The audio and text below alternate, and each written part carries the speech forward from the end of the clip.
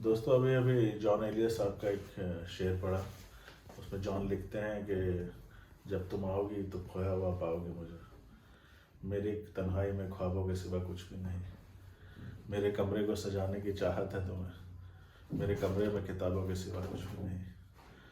खैर ये तो जॉन एलिया की बात है कि उनके कमरे में किताबों के सिवा कुछ नहीं, पर ना तो हम जॉन एलिया हैं ना हम उनके जैसे शाहकार हैं, पर हमारे पास भी कुछ किताबें हैं और जिसके बारे में हम बातें करते हैं। और अगर आपको भी किताबें पसंद है, किताबों से प्यार है, तो आप बिल्कुल सही जगह आए हैं। स्वागत है आपका बुक्स चाय इन अ बंच ऑफ स्टोरी में। और आज हम बात करेंगे किताबों की, किताबों को लिखने वाले लेखकों की, उनके द्वारा गढ़े गए किरदारों की और कुछ बातें उन किरदारों की। तो चलिए शुरू करते हैं बुक्स चाय इन अ बंच ऑफ स्टोरीज। तो दोस्तों आज हम जिस किताब के बारे में बात करेंगे उसका नाम है Ramayan revisited, Ramayana revisited, an epic through a legal prism. ये है वो किताब रामायणा रिविजिटेड। और ये जो किताब लिखी गई है ये भारतीय कानून के परिवेश में लिखी गई है। मतलब इसको जो लिखा है वो एक सुप्रीम कोर्ट के रिनाउंड वकील रहे हैं और उनके जो भाई हैं एक वो टाइम्स ऑफ इंडिया के अंदर काफ़ी अच्छे काफ़ी अच्छे पद पर रहे। और वो जैसे मैं बात कर रहा था इसमें रामायणा रिविजिटेड के अंदर कही गई कहानियों के बारे में, तो इसके अंदर टोटल करीब 16 कहानियाँ हैं। और ये 16 की 16 कहानियाँ आपको रामायण में मिल जाएंगी। किसी ना किसी फॉर्म में आपने इन कहानियों को सुना ज़रूर होगा। और अगर आप ये किताब पढ़ने जाते हैं और अगर आपको इन कहानियों के बारे में अंदाज़ा है तो वो ज़्यादा बेहतर है। और अगर नहीं भी है तो भी लेखक ने पहले उस कहानी का वर्णन किया है और फिर उस कहानी को कानूनी मुकदमे में कैसा देखा जाता है उसके बारे में बात की है। तो अगर आपको कहानियाँ नहीं भी पता तो भी जो है आप इस किताब को पढ़ सकते हैं। आपको कहानियों का परिपेश भी पता चलेगा, पर बहुत ही मतलब वो कहानियाँ हैं जो शायद आपको पता होंगी। और पर बात वही है कि भारत की माइथोलॉजी को आप कितना जानते हैं और कितना आपने उसके बारे में पढ़ा है, वो सब बातें मैटर करती हैं। अब जो 80 के दशक की पैदाइश है, जिन्होंने रामायण महाभारत जैसे सीरियल दूरदर्शन पे देखे हैं, उन्हें शायद इन बातों को ज़्यादा आसानी मतलब ये कहानियाँ ज़्यादा रिलेट करती हो या आसानी से समझ में आ जाए। पर बाकी जो नई जनरेशन अभी पढ़ना शुरू हुई है उनके लिए शायद ये कहानियाँ इतनी नई ना हो। पर अगर इस किताब को पढ़ेंगे तो आपको उसके बारे में भी पता चल जाएगा। अब इसमें से एक मैं कहानी के बारे में बात करता हूँ, जटायु। जटायु आप जानते हैं कि काफ़ी प्रोमिनेंट किरदार थे और रामायण के अंदर अभी एक मूवी आई थी आदि पुरुष रामायण के ऊपर, तो वो भी आपने देखी होगी। इसमें भी जटायु का एक सीन था जिसका बिल्कुल सत्यानाश कर दिया गया है वो फिल्म में।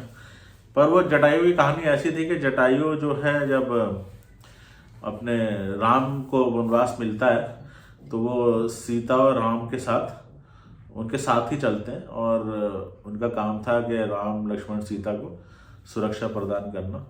जब राम जो है दंडकाय जो अपना वन है उसके अंदर पहुंचते हैं, तो वहाँ पर वो लोग 13 साल तक उन लोगों ने वहाँ पर अपना मतलब 13 साल तक उन्होंने उस वन में अपना गुजारा बसारा किया। और जो रामायण की आखिरी लड़ी गई थी वो साल के मतलब वो 14वां साल था। तो 14 साल के वनवास में आखिरी साल में वो सारे प्रयत्न हुए थे कि सीता का हरण होता है और रावण ले जाते हैं और फिर राम लंका पर चढ़ाई करते हैं। तो 13 साल तक वो उस वन में वास करते थे। तो वन के अंदर जब वो वास करते थे तो जटायु भी उनके साथ ही वहाँ पर रहा करते थे। दंड करने जो वन का नाम है, और ये अगर आप भारत के नक्शे के अंदर देखें तो ये आंध्रा की तरफ का जो हिस्सा आता है, आंध्रा और ये mid of India like Madhya Pradesh वगैरह, तो ये उस तरफ का हिस्सा था, उड़ीसा से नीचे आंध्रा की तरफ आते हुए। तो यहाँ पर जो है खासकर दानव वगैरह रहा करते थे, राक्षस रहा करते थे और जंगली मतलब ये जंगल का एरिया था, तो यहीं पर ही थे। तो अब जटायु, तो जब सीता का हरण होता है तो जटायु सीता के साथ सीता को बचाने के लिए रावण से लड़ाई करते हैं और इस लड़ाई में वो मारे जाते हैं। तो अब बात इस कहानी के अंदर क्या दिखाया कि अब जटायु तो मारे गए हैं, तो रावण के ऊपर केस कर दिया गया है। एक कोर्ट के अंदर पिटीशन दायर की जाती है जिसमें रावण पर केस कर दिया गया है कि उन्होंने जटायु की हत्या कर दी है। अब उसमें भाई केस होता है तो फिर रावण को बुलाया जाता है और गवाही देने के लिए सीता भी आती हैं। तो पहले तो ये कहानी बताई जाती है ना, पिटिशनर के द्वारा कि ऐसा ऐसा हुआ, रावण ने सीता को धोखे से हरण किया और वो लेके जा रहा था और इन्होंने बचाने की कोशिश करी और रावण ने जो है इनको मार दिया। सीता को बुलाया जाता है, सीता माता को, तो सीता माता भी गवाही देती हैं कि भाई ये हमारे अच्छे मित्र थे जटायु और मुझे लेके जा रहा था रावण, तो मैं गिरने वाली थी, तो रावण ने एक हाथ से मुझको पकड़ा और दूसरे हाथ से वो अपनी तलवार निकाल कर जटायु से लड़ता रहा, ठीक है। और जो है इस बीच जो है झगड़ा ज़्यादा बड़ा, जटायु जब रावण पे भारी पड़ने लगे तो फाइनली रावण ने उनका वध कर दिया। अब बुलाया जाता रावण को, तो रावण आके जज साहब से बोलते हैं कि भाई पहली बात तो कि आपने जहाँ मुझे बुलाया है ये मेरा आधिकारिक क्षेत्र नहीं है, मतलब मैं लंका का राजा हूँ, तो अगर मुझ पर केस भी चलेगा तो कानूनन वो लंका में चलना चाहिए। अगर आपको लगता है मैंने कोई अपराध भी किया तो उसकी सज़ा मुझे लंका की अदालत देंगी, आप लोग मुझे सज़ा नहीं दे सकते। और दूसरी बात ये कि भाई मैं लंका का राजा हूँ और झगड़ा जो था वो मेरे और राम के बीच में था, जटायु उसमें कौन होते हैं बीच में इंटरफेयर करने वाले। और अगर मुझे जटायु को मारना ही था तो मैं जटायु को एक ही तब पहली बारी में मार सकता था, इतनी मुझ में ताकत है, मैंने 7 लोगों को जीता हुआ है, मेरे पास ब्रह्मास्त्र तक है, पर मैं ऐसा कुछ करना नहीं चाहता था। मेरी राम और लक्ष्मण के साथ हमारा कुछ ट्रबल चल रहा था, झगड़ा था भैया, जर जोरू जमीन का झगड़ा होता है तो यहाँ जोरू का झगड़ा था, तो मैं तो अपना सीता को लेके जा रहा था और वहाँ पर मैंने किसी के ऊपर कोई हाथ भी नहीं उठाया, कुछ नहीं किया। जटायु अपने आप आ गए मेरे से लड़ने के लिए, मैंने उनसे मना भी किया, वो माने नहीं, उन्होंने मुझ पर हमला कर दिया। फिर मुझे आत्मरक्षा के लिए भाई उनके ऊपर हमला करना पड़ा, फिर भी मैंने उनको नहीं मारा। इस बीच सीता को भी चोट लग सकती थी पर मैंने सीता को भी बचाया और जटायु को मैंने बहुत मौका दिया कि वहाँ से चले जाएं पर वो नहीं माने। अब मैं लंका का राजा हूँ, अगर कोई मेरे पे हमला करता है तो सबसे पहली बात तो यह है कि मुझे मतलब इम्यूनिटी एक तरीके से मिली हो, because I am a diplomat. होता है ना जैसे इंटरनेशनल डिप्लोमेट्स भी अगर आप नई दिल्ली में रह रहे हैं तो आपको इम्यूनिटी मिली होती है। रावण भले ही लंका दंड करने में राज नहीं करता था पर वो एक इंटरनेशनल मतलब डिप्लोमेट था, क्योंकि वो एक देश का राजा था और वो एक दूसरी टेरिटरी से भी अगर गुजर रहा है, अगर उसके साथ कुछ हादसा होता है तो आप वहाँ पे उसको ऐसे पकड़ के सजा नहीं दे सकते। और ये तो मैटर था भी नहीं रावण के अनुसार जटायु का, वो तो बेकार किसी के और के पंगे में टांग अड़ाने आ गए। मैंने उनको बोला भी, वो माने नहीं। और उसके बाद जो है जब उन्होंने मुझ पर हमला किया तो ऑब्वियसली मुझे भी उनके ऊपर हमला करना पड़ा। मैं लंका का राजा हूँ, कल को कोई दुनिया सुनती कि भाई लंका के राजा को एक पंछी ने हरा दिया तो मेरी क्या इज्जत रह जाती समाज में, और मैं काहे का राजा कहलाता। तो मैंने जटायु को बहुत मौका दिया, फिर भी वो माने नहीं, तो फिर मुझे फाइनली उनको मारना पड़ा। और जब मैंने उन्हें मार दिया तो उसके बाद आप मेरे पे केस करने की बजाय आपको लक्ष्मण और राम को पकड़ना चाहिए, क्योंकि रावण के अनुसार जब जटायु घायल होकर नीचे गिरे उस टाइम वो मरे नहीं थे। राम और लक्ष्मण ने मेरा पता पूछने के चक्कर में उनकी मरहम पट्टी का जुगाड़ नहीं किया। मतलब अगर राम और लक्ष्मण जो है जटायु की सेवा करते या वैद्य को बुला के लाते, रादर देन फाइंडिंग मी और मेरे बारे में पूछने के अलावा जो उन्हें बाद में ही पता चल जाता, ठीक है, वो जटायु को इसी दशा में छोड़ के चले गए। तो रावण के अनुसार आपको जो है केस जो है राम और लक्ष्मण पे करना चाहिए, मेरे पे नहीं करना चाहिए। तो ये इस तरीके की कुछ दलीलें रावण देते हैं और उसके बाद कोर्ट फैसला करती है कि भाई क्या होता है। अब वो फैसला क्या करती है वो फैसला मैं आपको नहीं बताने वाला। वो फैसला जानने के लिए आपको पढ़ना पड़ेगा रामायण रिविजिटेड, और देखना चाहिए आपको कि कानून के अंदर कौन दोषी है। क्या रावण दोषी है या राम और लक्ष्मण भी दोषी हैं, या जटायु को ये सब करना ही नहीं चाहिए था। और रावण की बात सही है, अगर आप कानून को माने तो रावण एक इंटरनेशनल डिप्लोमेट है और अब आपको कोई झगड़ा नहीं है और आप उस पर मतलब वार कर रहा है तो वो तो खुद को बचाएगा ही। तो ये जानने के लिए आपको पढ़नी पड़ेगी रामायण रिविजिटेड। तो इस तरीके से रामायण की कुछ कहानियों को उठाकर उसको भारतीय कानून के परिवेश में देखा गया है। यही मेन थीम है रामायण रिविजिटेड की। और अभी मैंने आपको एक कहानी बताई है जटायु वाली, ऐसी इसके अंदर 16-15 कहानियाँ और हैं, उनके बारे में बात करते हैं। जटायु वाली मेरी काफ़ी इंटरेस्टिंग, मुझे काफ़ी पसंद है। एक दूसरी भी मुझे एक कहानी के बारे में आपसे बात करूँगा, खासकर राम को जब वनवास मिलता है। तो राम को जब वनवास मिलता है तो उसको वनवास दिलाने के अंदर मुख्य जो रोल था कहा जाता है वो मंथरा का था। अब मंथरा कौन थी? मंथरा दासी थी, दशरथ के राजा दशरथ की दूसरी बीवी कैकेयी की दासी थी मंथरा। और जब राम को वनवास मिलता है तो मंथरा के ऊपर केस किया जाता है कि भाई मंथरा की वजह से राम को जो है वनवास मिला है, तो उसके ऊपर एक केस किया जाए। तो इसी कहानी से बेसिकली ये किताब शुरू होती है। तो चलिए बात करते हैं मंथरा के बारे में, बताते हैं आपको कि मंथरा ने क्या बोला और जज का क्या फैसला है। फैसला तो मैंने जैसे आपको बहुत बताया कि मैं आपको नहीं बताने वाला हूँ। फैसला जानने के लिए आपको किताब पढ़नी चाहिए। फैसला ही बता दूंगा तो सारा खेल ही ख़त्म हो जाएगा ना, फिर आप किताब क्यों पढ़ेंगे। और हमारा मकसद है बुक्स चॉइस एंड मंच ऑफ स्टोरी में कि आप लोग किताबें पढ़िए। ये जो हम एक मिनट की रील्स देखकर हमारा मन एकदम से निकल जाता है और हम कुछ और नया ढूंढने लगते हैं। अब जब टाइम ये है और इस टाइम में और वेब सीरीज़ नेटफ्लिक्स और इन सब के दौर में हम चाहते हैं कि लोग किताबों की तरफ भी रहें, क्योंकि भारत के बहुत जो कहते हैं ना कि भारत की बहुत बड़ी एक उपलब्धियों में से है कि भारत में लोग किताबें काफ़ी पढ़ते हैं और लिखते भी हैं, और ये चलते रहना चाहिए। तो ये जो शो हम बना रहे हैं बुक्स चॉइस एंड मंच ऑफ स्टोरी, ये बेसिकली उन्हीं लोगों के लिए है जिन्हें किताबों से आज भी प्यार है और जो नई नई किताबें पढ़ना चाहते हैं। और हम भी यहाँ कोशिश करेंगे कि आपको कुछ अच्छी किताबों के बारे में बताएं और आपको इंटरेस्ट आए तो आप उसे पढ़ें। तो इसलिए फैसला तो मैं आपको नहीं बताऊंगा, पर वो बातचीत क्या है, कहानी क्या है, वो मैं ज़रूर बताता हूँ।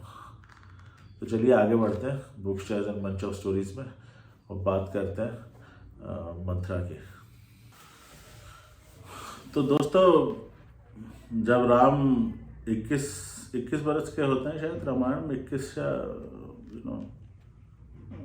22 बरस के या शायद 28 बरस के, कुछ ऐसा ही है। अब मैंने कई सारी रामायण की कहानियाँ पढ़ी हैं। अब कहीं मुझे पता चलता है कि राम 22 बरस के थे जब वो वनवास के लिए निकले, और कहीं उनकी उम्र 30 बरस बताई जाती है। तो मालूम नहीं वो कितने बरस के थे। चलिए हम 22 मान लेते हैं कि 22 बरस के थे, क्योंकि उनकी शादी होती है और शादी के कुछ साल तो रुकते ही हैं, क्योंकि रामायण में बताया गया है कि लक्ष्मण के 2 बेटे हो चुके थे जब वो वनवास के लिए जाते हैं। तो चलिए 25-26 साल मान लेते हैं, ठीक है। तो अब मंथरा जो है, मंथरा के ऊपर केस फाइल होता है अयोध्या में कि मंथरा ने साजिश कर उनके जो राजकुमार हैं राम, उनको देश निकालवा दे दिया। 14 साल को उन्हें वनवास करा दिया। और आके कई लोग ना मंथरा के खिलाफ गवाही देते हैं, राजा दशरथ को भी बुलाया जाता है और कैकेयी भी आती है, वो अपना वर्जन बताती है कि भाई कहानी ऐसे ऐसे थी और मुझे मंथरा ने भी बताया, उकसाया और मैंने राम को भेज दिया। भरत भी आते हैं, वो भी बोलते हैं कि राम मंथरा ने जो किया वो गलत किया। तो अब सारी बात आखिरी में आ जाती है मंथरा के ऊपर, और मंथरा को कोर्ट में बुलाया जाता है। तो मंथरा अपने डिफेंस में क्या कहती है, हम उस बारे में ज़्यादा बात करते हैं।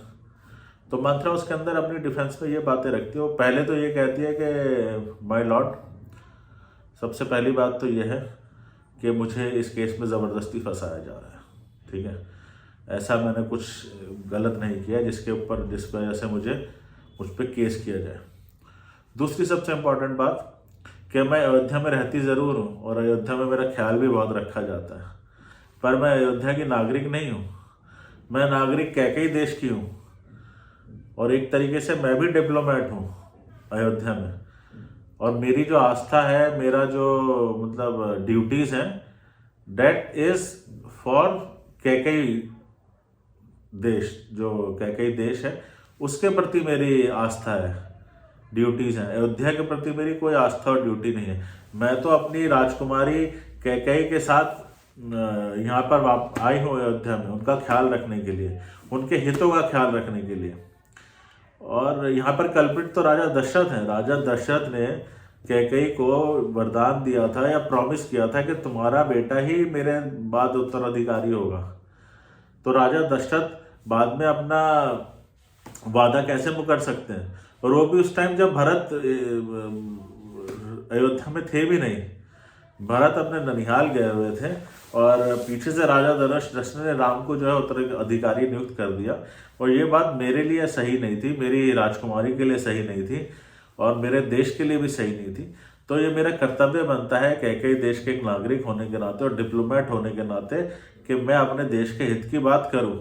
यही बात मैंने जाके कैकेयी से करी और उसको बताया और उसे बोला कि भाई वो जो उसको प्रॉमिस किया गया था उस प्रॉमिस को पूरा करें।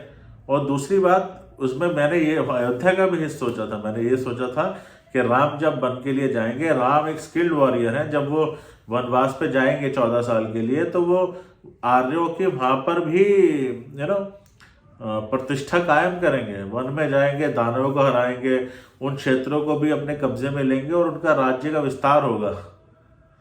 मैं ये नहीं चाहती थी कभी भी कि राम के साथ जो है सीता और लक्ष्मण भी जाएं। ये उनका अपना फैसला था, तो उस फैसले के मुझे जिम्मेदार ना माना जाए, ठीक है।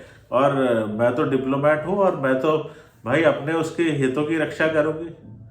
तो मुझे इस केस में ज़बरदस्ती फंसाया जा रहा है, मैंने ऐसा कुछ नहीं किया। और राम सीता और लक्ष्मण का जाना उनकी मर्जी थी, मैंने तो सिर्फ अपने देश के हित की सोचनी थी।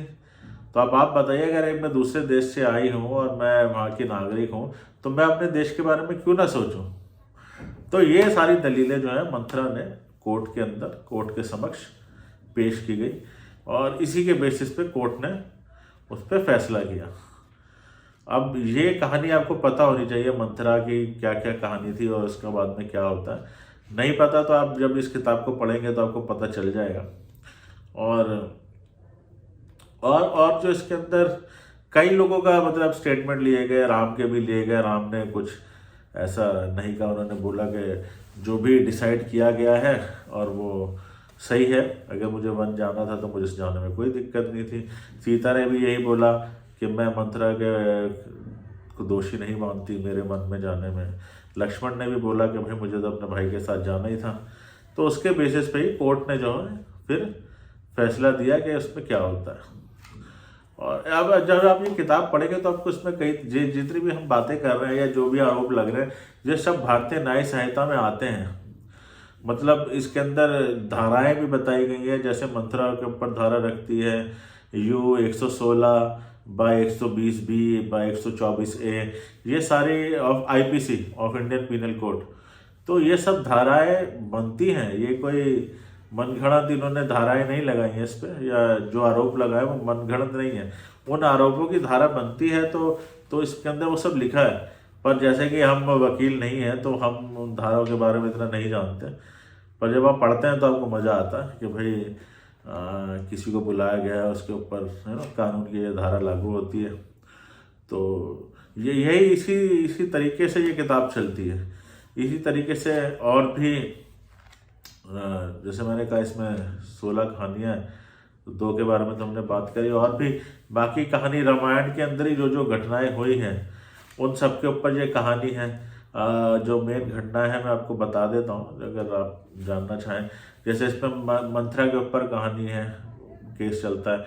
अहिल्या के ऊपर कहानी है। अहिल्या अगर आपको मालूम है, रामायण में शायद विस्तार से नहीं है पर बाकी पुराणों में अहिल्या जो है वो एक ऋषि की पत्नी थी, जिनको इंद्र जो है छलावे से इंद्र जो है उनके साथ संबंध बनाता है। और अहिल्या फिर पत्थर में बदल गई थी। जब राम वन को जाते हैं, उनका पाँव उस पत्थर पे लगता है तो वो दोबारा से होती है। तो अहिल्या की कहानी बताई गई है कि कैसे उसके ऊपर हुआ और फिर केस फाइल होता है। मेनका की कहानी बताई गई है।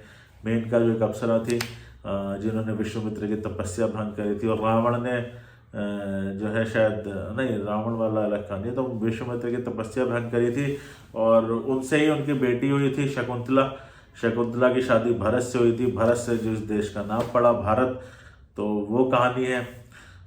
जो इंद्र, उसमें केस चलता है इंद्र के ऊपर और मेनका के ऊपर, और कि विश्वामित्र की उन्होंने तपस्या भंग करी। रंभा की कहानी है। रंभा भी एक अप्सरा थी, और बहुत कम लोग जानते हैं कि विश्वामित्र जब एक बार उनकी तपस्या टूट जाती है तो दोबारा तपस्या करने जाते हैं, तब रंभा आती है उनको रिझाने, पर तब विश्वामित्र अडिग रहते हैं, वो अपनी तपस्या नहीं छोड़ते। फिर रंभा आगे जाके, रंभा का विवाह जो है वो रावण के भाई कुबेर के बेटे नीलकेतु शायद उसका नाम था, उससे होना होता है। और विवाह से पहले ही रावण जो है रंभा के साथ एक रेप करता है उसका, तो उसके ऊपर वो कहानी है। श्रवण कुमार की कहानी है। श्रवण कुमार सब जानते हैं, अपने माता पिता को लेकर तीर्थ पे जा रहे थे और दशरथ ने उनको उनका वध कर दिया था हिरण समझकर। वो केस है। वेदावती की कहानी है।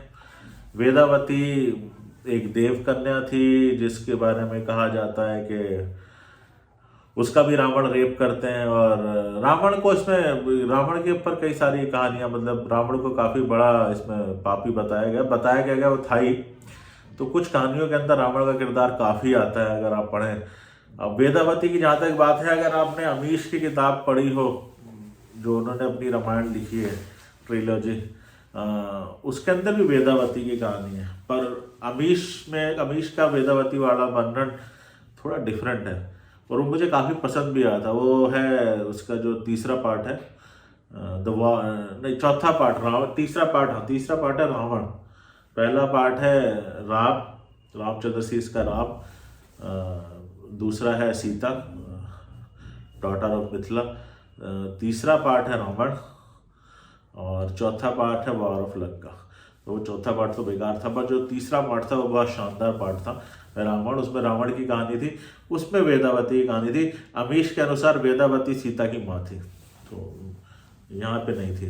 तो वो आप कभी हम उस बारे में भी बात करेंगे। अगर आपको इंटरेस्ट है तो आप कमेंट करके बताइएगा। अगर आप अमीश की जो ट्रिलॉजी है उसके बारे में जानना चाहते हैं तो ज़रूर कमेंट कीजिए। और उसकी सबसे अच्छी किताब रावण ही थी, जो तीसरा पार्ट है, और मुझे भी उस किताब का काफ़ी इंतज़ार था जब तक वो आई नहीं थी। और जब वो आई तो उसे पढ़ के मैं भी, अमीश ने जो राइटिंग थी उसकी राइटिंग स्किल से मैं भी बहुत प्रभावित हुआ था। तो अगर आप जानना चाहते हैं उस किताबों के बारे में भी तो कमेंट में लिखिएगा। हाँ, और फिर सुपर्णखा का वर्णन है। जटायु की कहानी मैंने बता दी, वाली की कहानी है, हनुमान की है, रावण की है, और अग्नि परीक्षा, जो सीता माँ की अग्नि परीक्षा होती है उसके ऊपर भी केस है, और विभीषण की कहानी पे भी केस है। उर्मिला जो लक्ष्मण की वाइफ थी और जिनके 2 बच्चे थे, जब लक्ष्मण उन्हें छोड़ के गए और वो 14 बरस तक सोती रहीं, क्योंकि लक्ष्मण को 14 बरस तक जागना था, वो कहानी है। शुंभकों की कहानी है, जो एक काफ़ी कहानी भारतीय पुराणों में प्रचलित है कि राम ने एक शूद्र का वध कर दिया किसी ब्राह्मण के कहने पे, तो उसका जस्टिफिकेशन है कि उस पर राम पे केस किया जाता है। और जब आखिरी कहानी है जो सीता को वन में भेज दिया जाता है, राम वन में भेज देता है। तो इन सब कहानियों के ऊपर एक पिटीशन दायर करके इन सब पे एक एक केस किया जाता है, और इन केस का क्या रिजल्ट निकलता है, पक्ष विपक्ष, है ना, क्या तर्क देते हैं, क्या बातें होती हैं, उन्हीं सबको भारतीय कानून संहिता के सही ये किताब बताती है, रामायण रिविजिटेड। मुझे तो काफ़ी इंटरेस्टिंग टेक लगा ये कहानी पे। कई लोगों को शायद पसंद ना आए, है ना, क्योंकि कुछ लोगों का अपना अपना होता है, वो नहीं लगता है कि शायद ये जो बात कह रहा है वो सही नहीं है। पर जैसे मैंने कहा, ये 7 भारतीय आईपीसी की धाराओं के तहत इसमें बात की गई है, इसलिए मुझे तो मज़ा आया पढ़ने में। मेरे लिए कुछ नया अनुभव था। इसमें मैं एक छोटा सा आपको बता देता हूँ। इसमें वाली की जो कहानी है, वाली की कहानी सारे जानते हैं कि राम ने जो है उन्हें छुप कर मार दिया, तो केस होता है उसके ऊपर। केस के अंदर राम को बुलाया जाता है। राम कहते हैं कि भाई ये मेरे दोस्त था सुग्रीव, तो उसकी मदद करना मेरा कर्तव्य था, और इसलिए मैंने उसका वध किया। पर इससे पहले की भी काफ़ी कहानी थी ना, कि कहानी क्या हुई थी कि सुग्रीव और बाली एक राक्षस को मारने के लिए जाते हैं। बाली कहता भाई मैं गुफा के अंदर जा रहा हूँ, अगर जो राक्षस मैं मर गया तो मेरा खून जो है वो लाल रंग का होगा और तू समझ जाना कि मैं मर गया हूँ, तू गुफा बंद करके वापस चले जाना ताकि राक्षस बाहर ना आए, और अगर सफ़ेद रंग का खून निकला तो वो राक्षस का होगा और समझ लाना कि मैं जीत गया हूँ। तो बाली कई दिनों तक वो सुग्रीव बाहर खड़ा रहता है कई दिनों तक। तो कई दिनों के बाद जो है उसे लाल रक्त बहता हुआ दिखता है, तो समझ जाता है कि भाई बाली मर गया, और वो नीचे आ जाता है सुरंग बंद करके। और बाली मर गया तो मतलब किष्किंधा जो राज था वहाँ पे राजा खत्म हो गया, बाली का बेटा अंगद था तो सुग्रीव को राजा बनाया जाता है। वो बाली की वाइफ तारा के साथ वो विवाह कर लेता है और राज चलाने लगता है। अचानक से बाली लौट आते हैं, लौट आते हैं तो उन्हें पता चलता है कि भाई मेरा भाई तो यहाँ पे राज लेके बैठ गया। तब सुग्रीव को पता चलता है कि वो जब राक्षस मर रहा था तो उसने छल से अपने खून का रंग बदल लिया था, उसने सफ़ेद से लाल कर दिया था। तो बाली सुग्रीव को लगा तो वो अपने भाई को बताते हैं, पर बाली सुनते नहीं। वो कहते हैं भाई तूने मेरे से गद्दारी करी। वो सुग्रीव की पत्नी को भी ज़बरदस्ती अपने पास रख लेते हैं, सुग्रीव को देश से निकाला दे देते हैं। सुग्रीव जंगल में जाके रहने लगते हैं, वहाँ उनको हनुमान मिलते हैं, फिर राम आते हैं, लक्ष्मण मिलते हैं, है ना। जब राम को सीता का हरण हो जाता तो एक कोई राम को कहता है कि आप किष्किंधा जाएं, मैं सुग्रीव मिलेगा, सुग्रीव आपकी मदद करेंगे। तो राम वहाँ पहुँचते हैं और फिर वो बाली को बुलाकर बाली से युद्ध होता है और बाली को वो छुप के मार देते हैं। तो जब केस कोर्ट में फाइल होता है तो राम को जो जो कंडीशन फाइल होती है उसमें राम पे ये इल्ज़ाम लगाए जाते हैं कि भाई पहली बात तो ये आपकी टेरिटरी नहीं थी, ठीक है। दूसरी बात आप ये बोल रहे हैं कि आप अयोध्या के राजा हैं, मतलब अयोध्या है और वहाँ के राजकुमार हैं, तो आपको अधिकार है यहाँ पर आके कुछ भी करने का। तो कानून के हिसाब से आपको कोई अधिकार भी नहीं है, क्योंकि पहली बात आप निष्कासित हैं वहाँ से, ठीक है। और अयोध्या की कोई ट्रीटी नहीं है किष्किंधा के साथ कि अयोध्या आकर उनके किसी भी मैटर में इंटरफेयर करे। दूसरा, ये वहाँ के राजा और उसके भाई की आपसी लड़ाई थी, आप कौन होते हैं उनके बीच में इंटरफेयर करने वाले।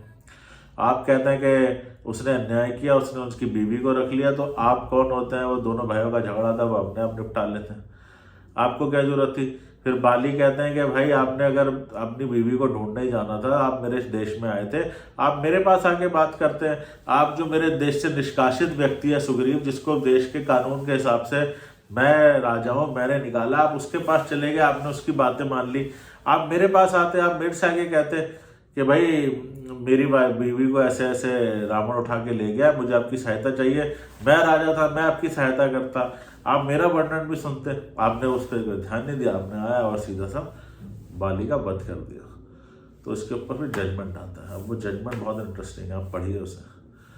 और जैसे मैंने कहा कि जजमेंट तो मैं आपको नहीं बताने वाला, पर किताब पढ़ेंगे तो आपको पढ़ के मज़ा ज़रूर आएगा। तो यही थी द रामायण रिविजिटेड। और वही जैसे मैंने बोला है कि इसके अंदर जितने भी इंसिडेंट हैं क्या वो सही थे ना। जैसे जैसे मैंने लिखा है, कुल 15 भी hold responsible for management of Ram, ठीक है। जो और अहिल्या जिसकी मैंने बात करी केंद्र के साथ उसके सेक्सुअल संबंध बनते हैं, वाज अहिल्या अडल्ट्रेस का जो उसके ऊपर इल्ज़ाम लगाया जाता है क्या वो जायज़ था, है ना। और जो सीरियल मोलेस्टर रावण है उसके जितने भी एक्ट हैं वो सब जस्टिफाइड थे, क्योंकि रावण तो उन्हें जस्टिफाई कर रहा था, है ना। और सुपर्णखा की भी आप कहानी पढ़ेंगे कि जो लक्ष्मण ने उसके साथ बर्ताव किया, जो सुपर्णखा ने डिस्क्राइब किया कि वो उसके साथ बर्ताव कैसा कर रहा था, वो भी जायज़ था, है ना।